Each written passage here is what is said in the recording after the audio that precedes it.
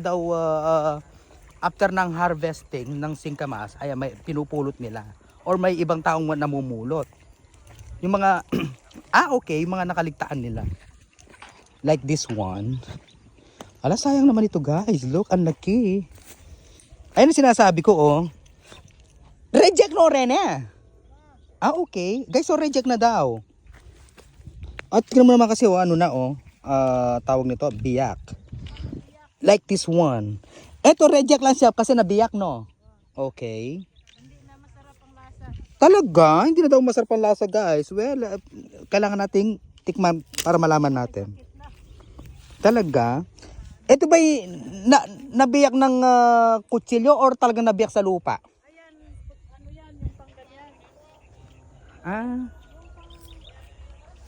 Wala tayong cameraman guys, kaya mahihirapan tayo. Tanggalin muna natin yung balat. Kakatapos lang nila mag-harvest ng singkamas ulit. Ano? Ayan yung nabiyak sa lupa. Yan. Ayan, lagi to guys. Oh, ayan oh.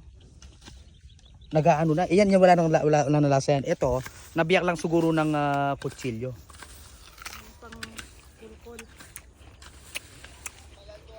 Namumulot lang. Ito okay. Okay pa to. Okay pa siya. Ayun, yung pamumulot pala no. Ayan. Tinitingnan niyo pa yung may naiwan no. Ito goods pa no.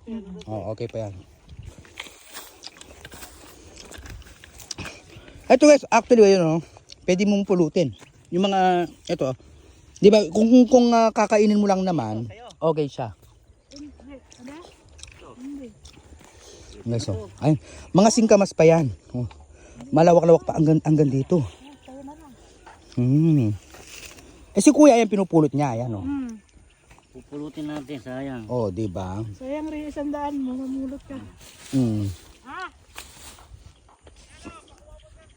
O, mangwa ka daw.